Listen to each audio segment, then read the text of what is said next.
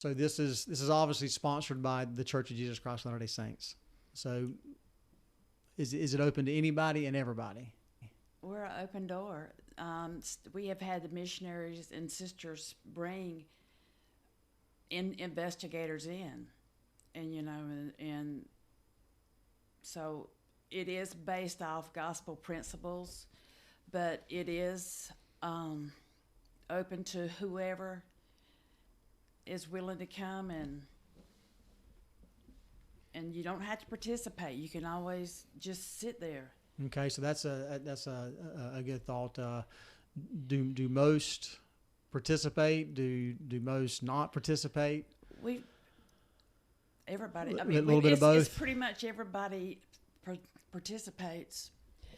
But there's one thing I want to say is if you cannot come to an in-person meeting, you can go to addictionrecovery.org, and you can type in there your address, and it'll show you where you do virtuals. There's one down in Jacksonville that you can do Virtually? Okay. Yeah, until you feel comfortable to where you would want to go into a setting, and and the church has made it very convenient.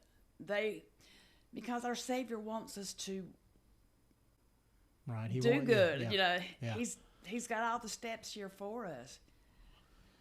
The age often comes up. 18 and above, no restrictions. Okay. We really do not, and I got to be careful how I say this. The problem with having a youth in there is how impressionable they can be. And I would ask members of the church, particularly the young men, to think about their first priesthood interviews to their pre-mission or pre-temple interviews, and how much more in-depth and, if you will, direct and personal the questioning was. And so what we've got to be really careful of is bringing a very impressionable youth in and saying, wow, I never had that idea, and then going out and trying it. So if they are under 18, there's got to be parental permission. And many times, if it's under 18, not only parental permission, but the parent needs to be there, which as parents, we know, okay, the kid's sitting there. What kind of trouble am I going to get in when I get home? Right. The other thing, though, and I want to stress this, is the absolute confidentiality.